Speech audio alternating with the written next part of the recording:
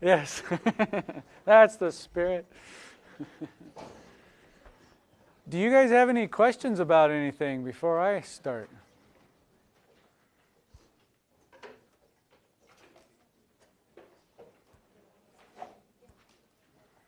Any observations, cool things you might want to share or say? Yeah, Court. Observation about the homework. Was there even homework due this weekend? No. Yeah, because we had an exam and hadn't covered enough material. So we started chapter 6 Friday, but we hadn't even finished it yet. So yeah, there was no homework to. It's open. You've had access to it, but it will not be due until this next Sunday. So we will finish chapter 6 mostly today. Wednesday and Friday, we'll do chapter 7 on energy. But your homework on 7 won't be due until a little later. The next homework is just on chapter 6, due Sunday. Yeah.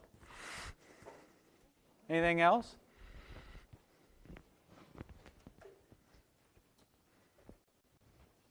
John Olson, did my email response make sense to you? Yes. So we're in limbo. We'll wait and see. No But yeah, okay. I'm real curious to see yours and look at it, see what. Huh? Yeah, it's weird. Okay. Do you remember filling it out? Yeah, I do. Okay. So in theory, your responses are somewhere. They just might not be readable or in the right spot. Okay. I'll let you know once I get them back. When will the next test be? We're going to cover chapter 6, chapter 7, chapter 10, and chapter 35, as WebAssign says. And then we'll have the next exam, which falls on, pull up WebAssign calendar, exam 2, October 7th. So this week, next week, the week after that, and most of the following week. So in about 4 weeks, October 7th. While I'm on that and see my highlighted doodah, 2 weeks after exam 2, so about a month and a half, your first deadline for the superhero paper will be due. It's the superhero paper idea submission. In other words, I'm expecting you to have at least come up with an idea by then, so I know it'll be a good paper. Well, better than if you come up with the idea the night before. Again, you can turn that in any time. This is the last time you have to do it. Same with the actual paper. You can have it peer-reviewed and written and have that all done before the due date if you choose. Lest, if you look in your calendar and your week's going to be busy that week, might be good for you to tackle it sooner. Anything else?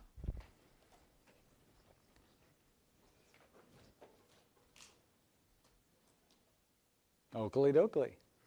I would like to, I've introduced momentum and impulse, and we've had a weekend now to forget about it. So before I continue with a little more of it, I want to do some clicker questions, see how we feel about it.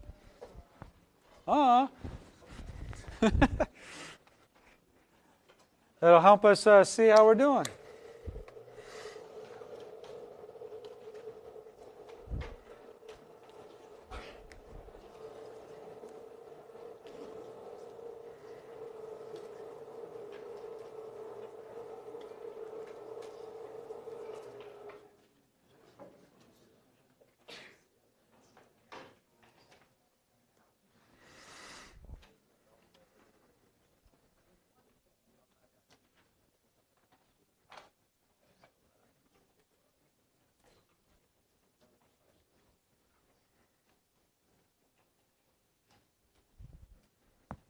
So this first one, as you're logging in, compare two objects. Remember, momentum is the product, see, here's your clue, of mass times velocity. Mass times velocity. It's like inertia in motion. We talked about that. So both are important. So given the data here, who has more momentum?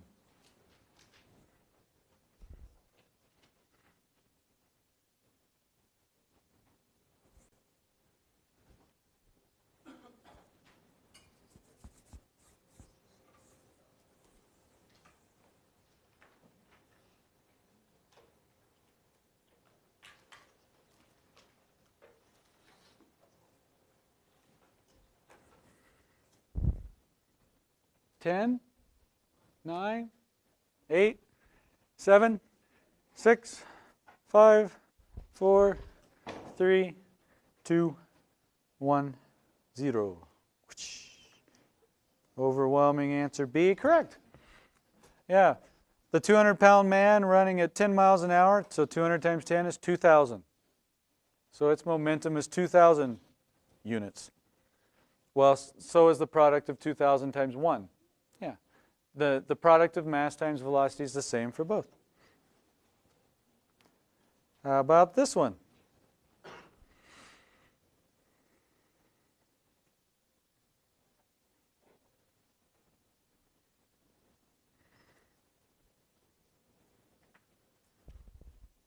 This combines a concept from chapters 1 through 5 with this new stuff.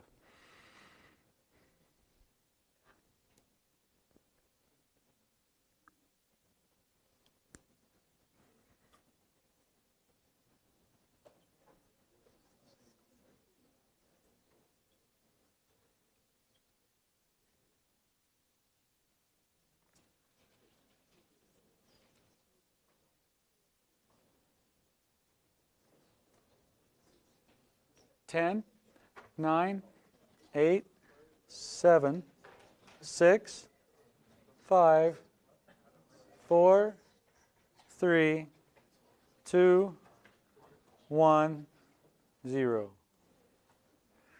2/3 of you A, but some think B. It is A. What stays the same here on Earth versus on the moon? Mass. So mass isn't changing. Did the velocity change? No. So the momentum can't change because momentum is mass times velocity. So the key here was remembering that mass doesn't change. So if you have the same lunar vehicle going 10 kilometers an hour on Earth, it has the exact same momentum as it would on the moon. Now, yes, it would have a different weight. It would weigh less. That's force. We're talking about momentum. Force causes a change in momentum, but it's not the same thing. Questions, concerns?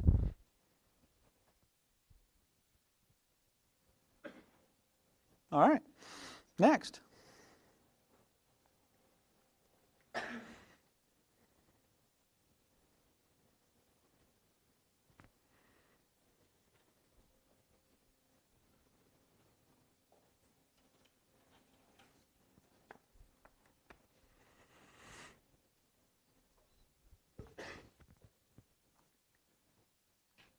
You know, I hope you don't feel like, you can look in your notes too if you can't remember how force and time related to this stuff. This isn't an exam.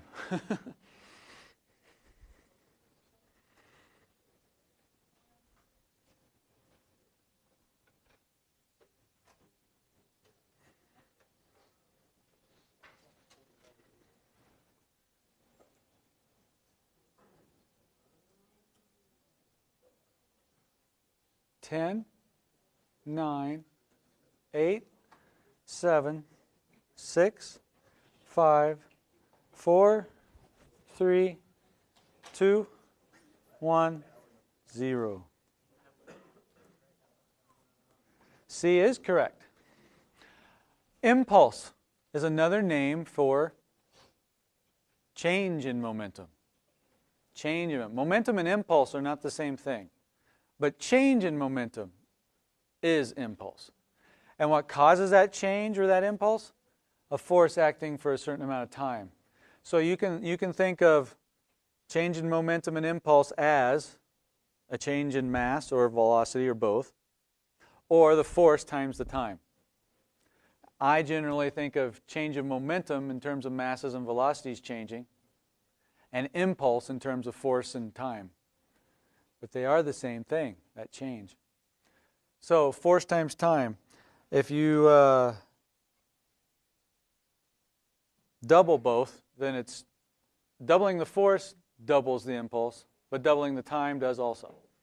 So 2 times 2, it's 4 times greater. Questions? Does it make sense now?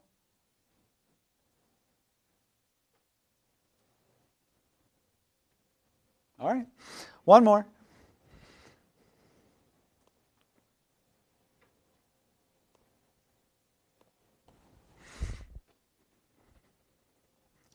So we threw some things at other things and saw how their momentum changed. This is a question about that.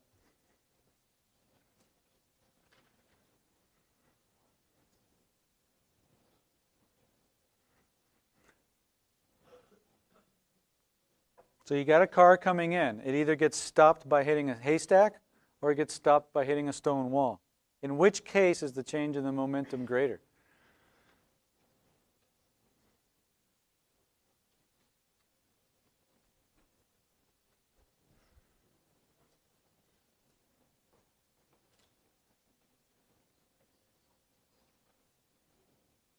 Ten, 9, 8, 7, 6, 5, 4, 3, 2, 1, 0. What did we get?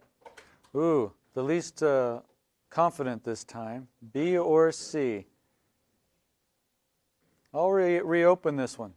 Talk to your neighbors. You guys aren't, this is the one you're the least confident about. Find somebody that had a different answer and tell each other what you're thinking.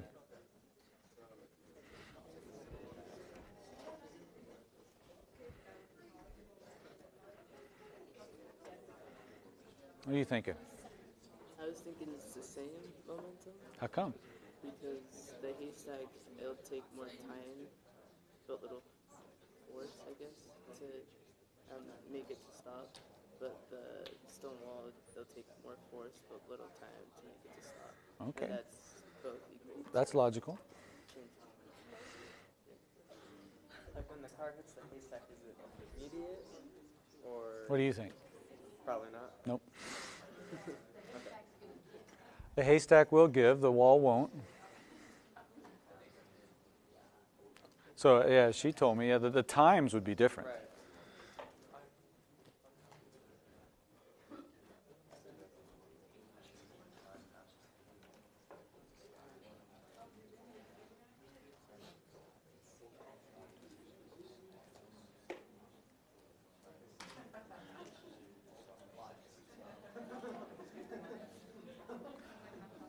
A helpful clue.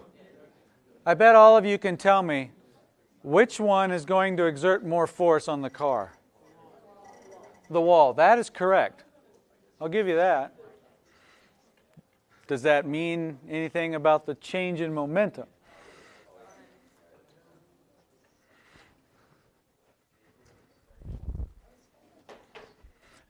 Ten, 9, 8, 7, 6, 5, 4, 3, 2. You guys want to revote? 1, 0. Okay. Oh, we did switch. We got more in the C. Good. I always like when it shifts the right direction. So if you hit the haystack, the time of the collision is greater, which means you don't need as much force to completely stop the car. Where the stone wall is the opposite. It's quicker, so you have to apply a greater force to have the same change in the same amount of time. Think of it this way. The car comes in with a certain momentum. It's the same in both cases, before the collision. What's its momentum after the collision? The same, 0. So it had to have the same change. It's just hitting the wall required more force because it happens more quickly. Questions? You may put your clickers away.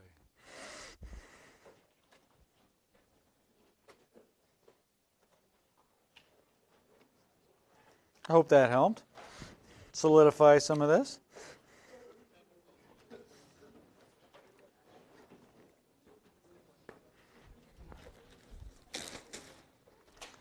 All right, here's another way to look at this. PVC pipe, it's like a blow dart gun. Probably someday I'm going to actually buy one just because it'll be fun. If I put a marshmallow in this end next to my mouth and blow, or I could put the marshmallow on this end and blow, will the reaction be any different? It'll blow out both times, yes. Will they go the same distance? Which one do you think will go further? The one that's closer to my mouth? Why? Has more time what? Very good. Yeah, if it should have more time while the force is exerted. If I don't just go, but I'll, that's what I'll try to do in both cases. And so, in theory, I'm going to try to apply the same force in both cases. So F will be the same. If I can extend the time that force is applied, it has longer to accelerate, doesn't it? So it'll come out with a higher velocity. And we know if it has a higher velocity, it'll go further. So let's try it. I'll put one close here. In the other tube, I'll put it over here. That way I'm not cheating and I'm blowing the same. And you can see that clearly there's a difference. Granted, I know you don't know which is which, so I do it again. Here's the one next to my mouth. Yeah, that one goes far. And we'll put this one away from my mouth. Try to blow the same.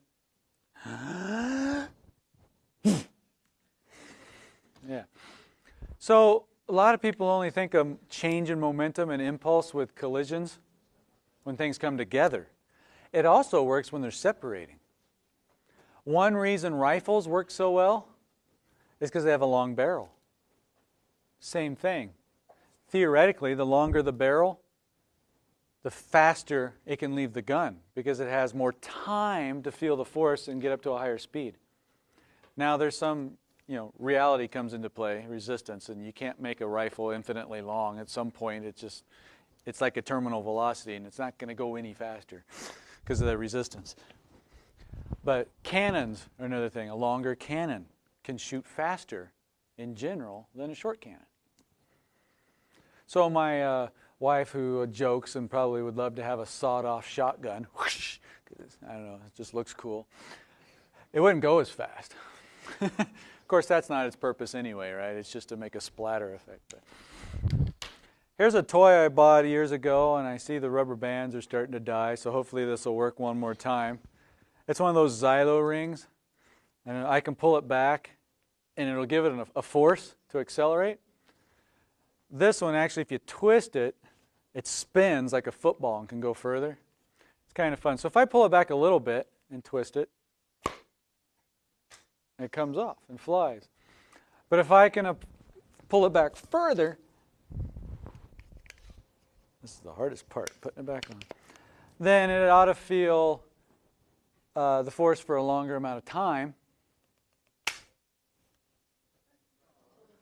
Man, I was hoping it'd have one left. I won't push my luck and I'll go there. Oh, man.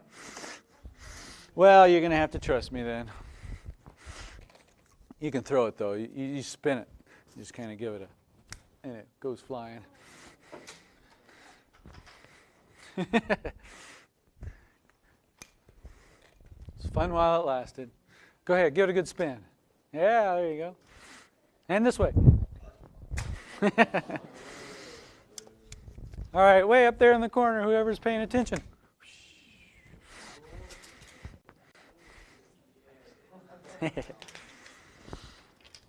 So it's another thing, like, if you're throwing a baseball or anything, you know, it actually helps if you wind up. Why? You're applying the force for an actual longer amount of time. If you just do this, I mean, you can only get up to yay fast, and you look like a dork. So,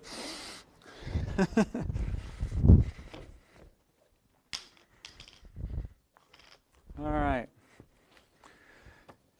Well, we have a special honor. One of your fellow classmates has agreed to help me out with a demonstration. Come on down, Tina. She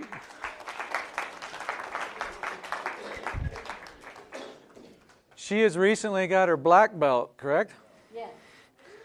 So she has broken boards before, so I'm not going to tick her off. And do you want to tell them something first? Or just do it and then talk? What would you... Okay, well, so it's just like what we were talking about, right? So if I was going to break it, so it's called hammer fist. And if I just went like that, do you think I'm going to break it? No, right? You want to give it more time, right? Okay. You want to do it? Okay. Do it? Okay. Here, I want to stand over here. You tell me where to put it. Okay. You're freaking out. We haven't practiced this either. We didn't. Aye! Wow.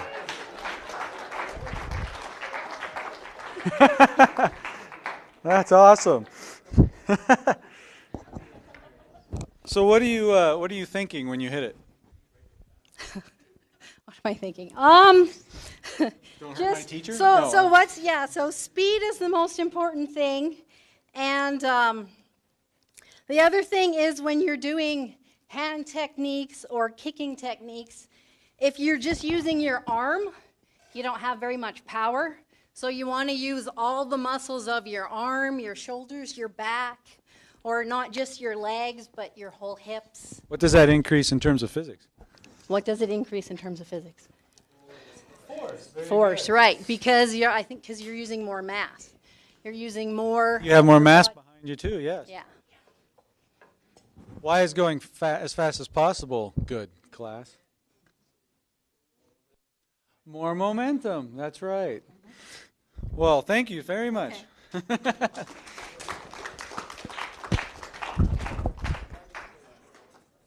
Wow.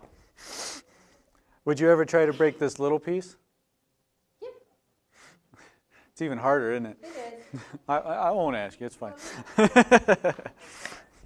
Oh yeah, I was going to ask you, where are you visualizing when you try to hit it? Are you thinking of like, let's get to the board, or are you thinking of a different spot? Right, yeah. I'll come to you. Okay. I'm just doing this for the video so they can hear. I've seen a lot of people who you hit the board and you bounce off the board because you're going to recoil, right? You're going to come down and stop and come back up. And if I stop at the board and come back, then I've already slowed down, right? So you're going to you're really aiming right about here. You're going to come through the board, stop, and then come back.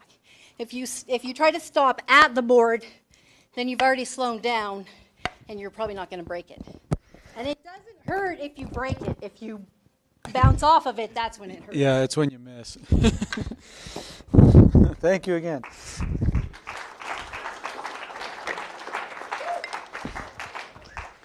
Yeah, good. You said it beautifully, aiming past the board. Remember our tablecloth pull out from underneath the dinnerware? What was real important about that one? Pull down. Yeah, we did some slack, so we got up to speed before it actually started pulling on it, and we wanted it to pull down so it'd be smooth, not pulling it up. And yeah, and all of this was to go as fast as possible so that it would come out before it. Because there is a force being applied between the sheet and the plate. There's friction. It's trying to move it. But now with this impulse, you can see that comes into play too. Not just its inertia, it tries to stay put. But it won't stay put if you pull it slowly. The friction grabs it and it'll just slide along with it. But if you go fast enough, you can have it stay put, overcome that friction. So yeah, you want to go fast. So that's the point of shooting past. She's absolutely right. If you just aim right for the board, you slow down, stop, and then come back. Well, you hit the board with zero velocity, with no momentum. The board essentially isn't pushing back on you at all. You're not pushing on it. Some people learn from their physics class. Bouncing, is that good or bad? It's bad if it's you. Because you now know you feel more force with a bounce. Because that requires the change in momentum to stop you and the change in momentum to get you back going the other way. Twice as much, ideally. So yeah, bouncing would hurt if that's you. Well, it also hurts the thing you're hitting.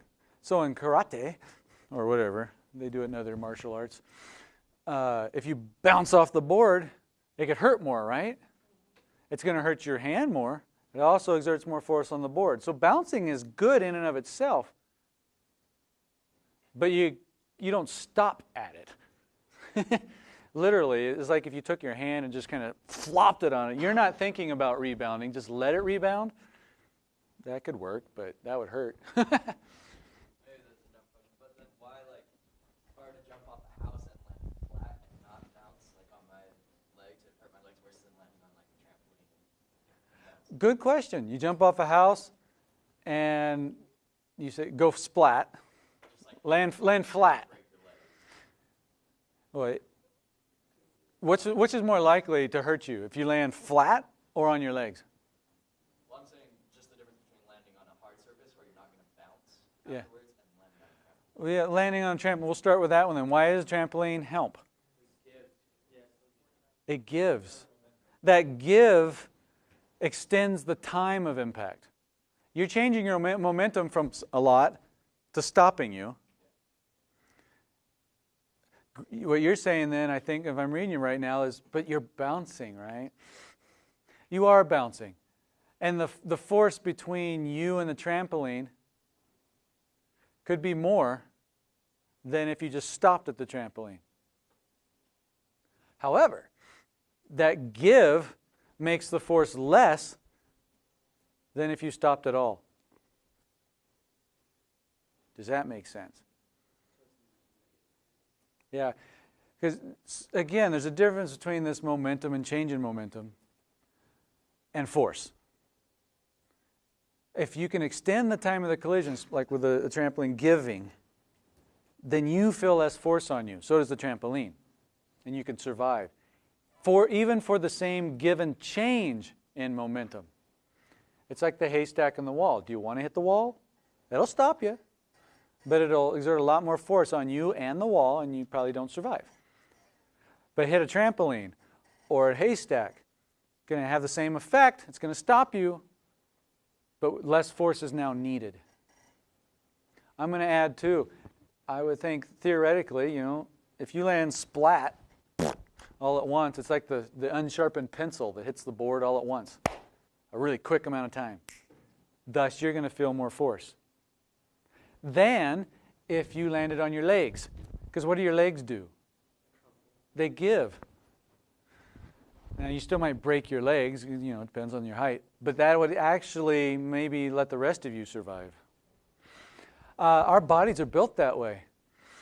Tell me if I forgot something. I know you're in the physics of the human body class, and he went over this. What are some things in our bodies we have to cushion us? To extend the time of impact when we land and hit things. Our knees, right. Do any of you want to jump off of here, land over there, it's a piece of cake, without bending your legs? Of course not. There we go. Yeah, you'd break them. Your ankles bend, your toes bend, arms bend. Look at your spine. It's got cushions in between the vertebrae. They give a little padding. Even in your brain, the cerebrospinal. Even your brain is cushioned in spinal fluid. Cerebral. Yes. Did I get that right? Do you remember? Yeah, it gives a little, but it's like you in a car without a seatbelt. You're going forward, and your head hits the dashboard. Your head stops. What's your brain do? It actually keeps moving until it hits what? Yeah, the front of your skull. And then you know what it does? It bounces and goes and hits the back of your skull. Most people, when they have head trauma, there's a contusion on opposite sides. Both. Because it bounces. But that does help cushioning it some, as opposed to if it was just tight with your skull, it would stop right when your skull does. You know, Friday, coming into work, I had to drive, so I drove, and the sign over the highways, I was surprised. Anybody remember what it said? They haven't posted. Oh, the 88%. Yeah, 88% of Utahns wear their seatbelt. I was actually surprised it was that low. Because in my mind, it's just, I'll be blunt, stupid to not wear your seatbelt. So I would reword it, 88% of Utards don't wear. No, it's they've proven themselves. They actually give a little. They don't seem like it, but instead of stopping all at once by hitting the hard windshield, they go a little until the trigger engages and you stop. But even then, you stop here, but the rest of you can kind of lunge forward. And it might not seem like much. That all happens fast. But just like an airbag, it happens fast. And that thing's actually firm. Way firmer than people think. It's not a pillow, because a pillow wouldn't stop you. But that's enough time of increase to at least maybe help you survive, as opposed to hitting the brick wall. Comments? Yeah.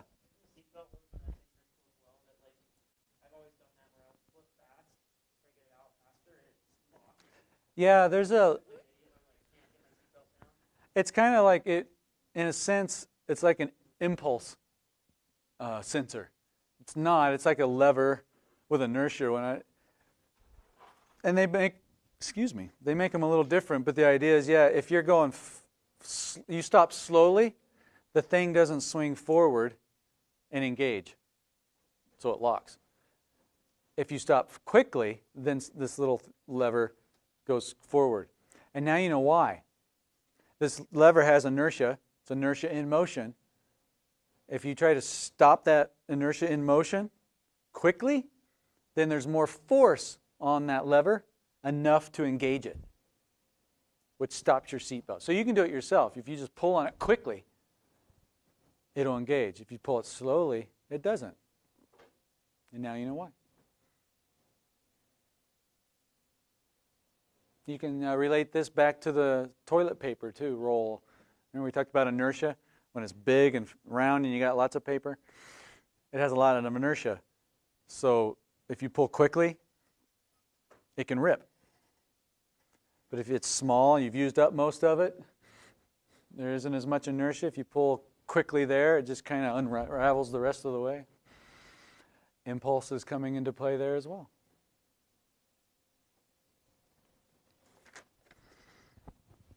So we know that to change the motion of an object, you have to apply what?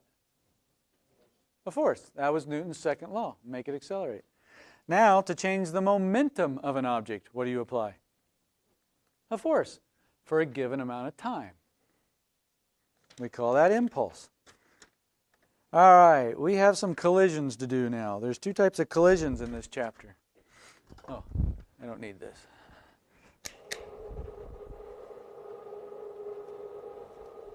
This is what I'll end with, these demos. These are defined in your book. Elastic and inelastic.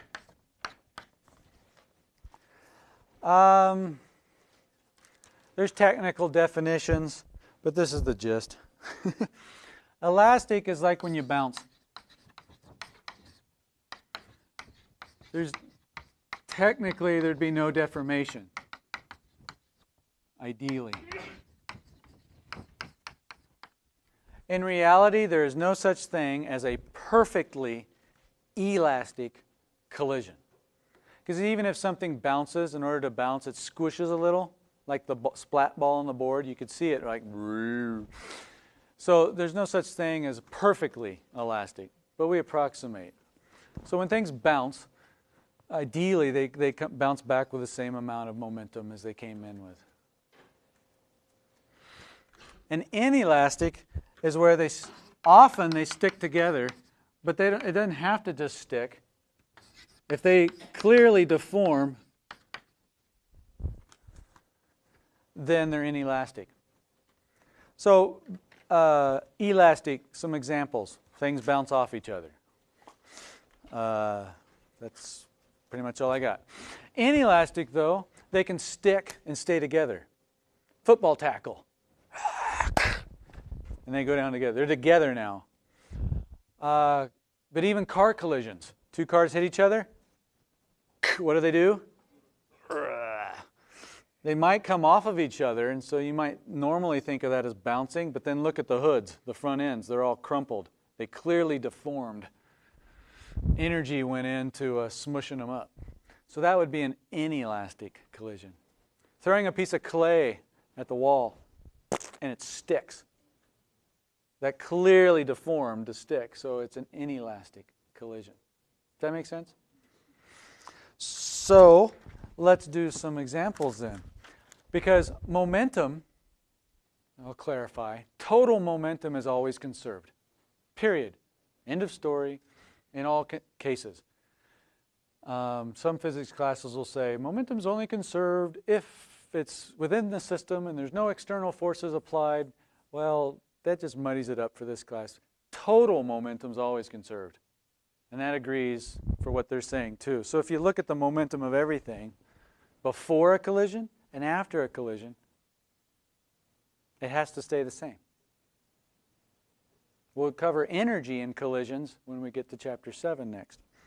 So, I'm going to start with this one.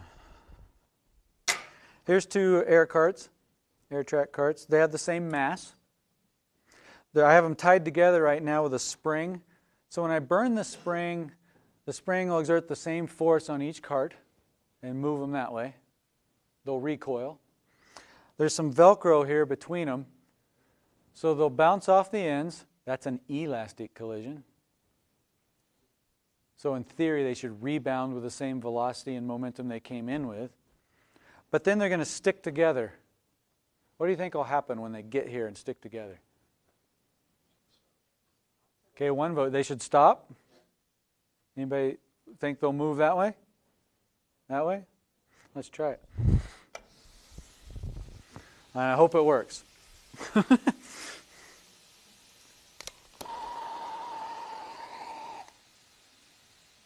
Oh, what's rubbing? Too much friction. The string gets caught sometimes. That's fine. I'm not as good, but I'll attempt to just throw them out with the same speed. And of course, this worked great Friday back there. All right.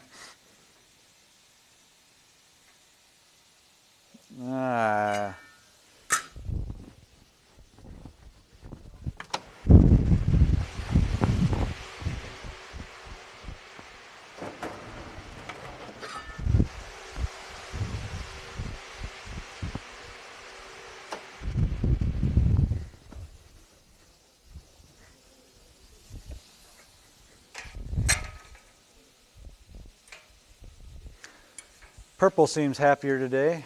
All right. So they're going about the same velocity. Not exactly. And almost stopped. Who was going faster, actually? You saw that because it hit the end first? So yeah, it ended up that way a little bit. Because he got more momentum to begin with than this one did. Try it again, just for fun.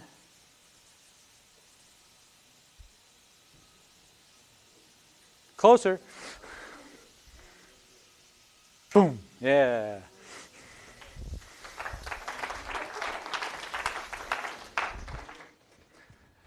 Now I ask you to work some of these problems, so I want to write this one out. Momentum before equals momentum after. What's the momentum before? When they're tied together, you know, I haven't burnt the string yet. 0. So I like writing it out so I don't forget one of the objects.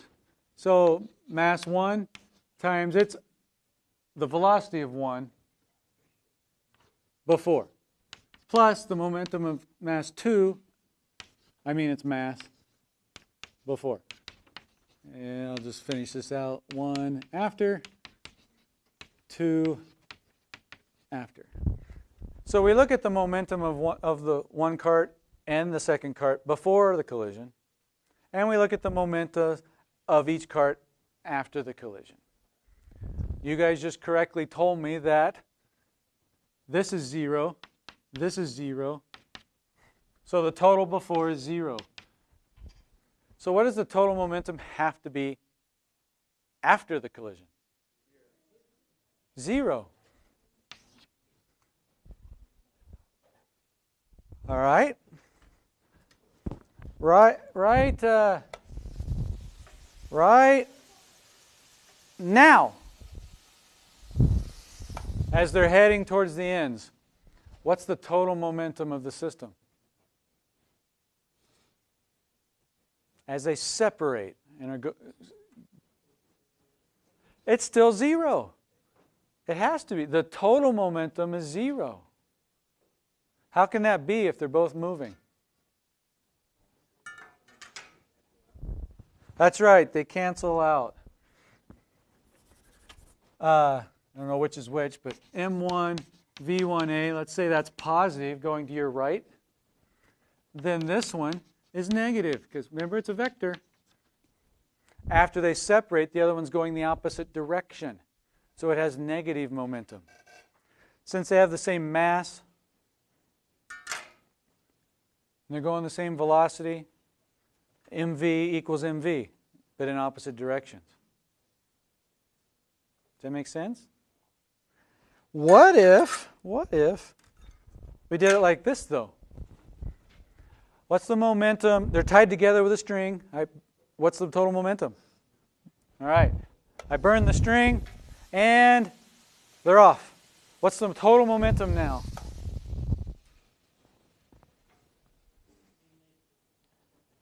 Total momentum's always conserved. You just told me what the momentum was before. 0. So what's the total momentum as they separate? 0. Let's look at that one. That might be a case where that was to your right big, little, but they still, the momentum of this equals the momentum of that. What you might not have realized is instead of me throwing it, if there was a spring, when I burn the string, how is each one going to move? The small one will move faster. Why? It has less mass. Remember, they feel the same force. Newton's second law. Well, the one with less mass will accelerate more, so it'll actually be going with a faster speed. So let's adjust this. They wouldn't be going the same speed. And so can you see now the products would be the same, and the signs would make them cancel. Do you think they'd meet in the center if they were going the opposite speeds like that? You know what? Let's try that one. I think we have time. I think that's worth it. Okay, they might not stop in the middle, you say. Will you come help me hold these together? Do you think they'll stop, though, once they come back to each other? They might not meet in the middle. if you go actually around to the other side, think about that while we tie this up. Let's get the spring in there. All right, just push those together. Maybe there. So that's Right there? yeah. If you go too fast, things go funky. But again, if the total momentum before they separate is 0, what's it got to be when they come back together? Thank you. 0. So I expect them to stop moving once they come together. And we'll see if this works.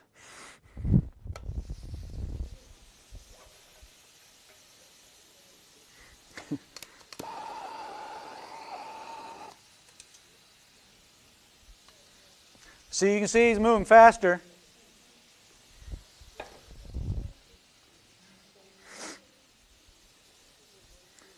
And boom, they stop. It worked. Go ahead. I'm surprised. I'm happy too.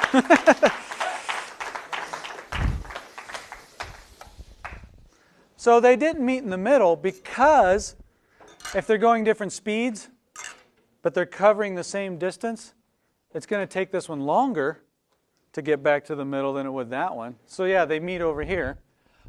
But you can see the total momentum the whole time was 0. Let's do a couple more.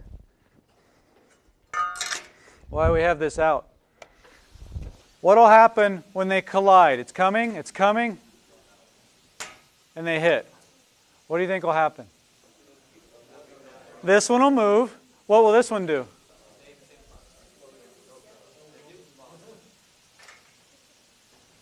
Boink, stops. Stops. All right, what's the total momentum before while this one's moving? This guy's momentum 0, correct? But this has some momentum mv. So the total momentum is 0 plus mv before the collision. So what does it have to be after the collision?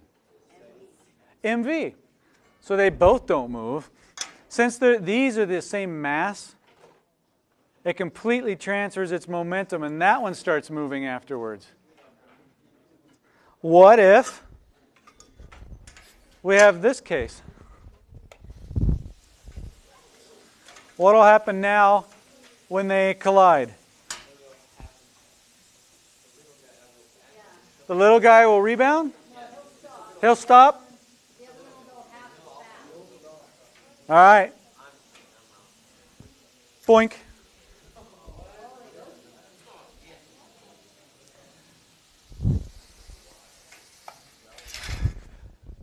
I encourage you to write this out before next class. What do we have? MV0. MV something. But this M is half the mass of that.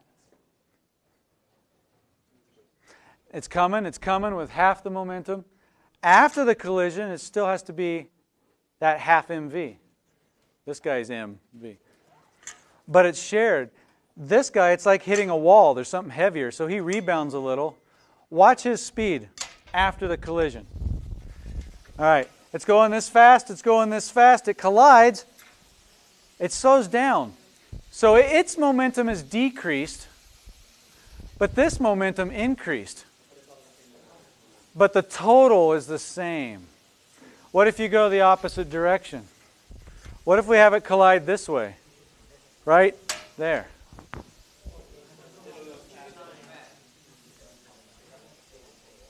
Here it comes.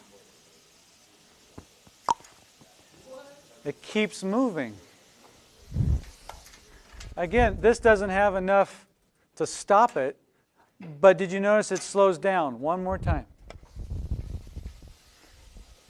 It's coming in with that speed, hits this one, and it's not going as fast now. It transferred some of its momentum to the little guy, but the total's conserved. I feel we will do more of this next time. Continue it.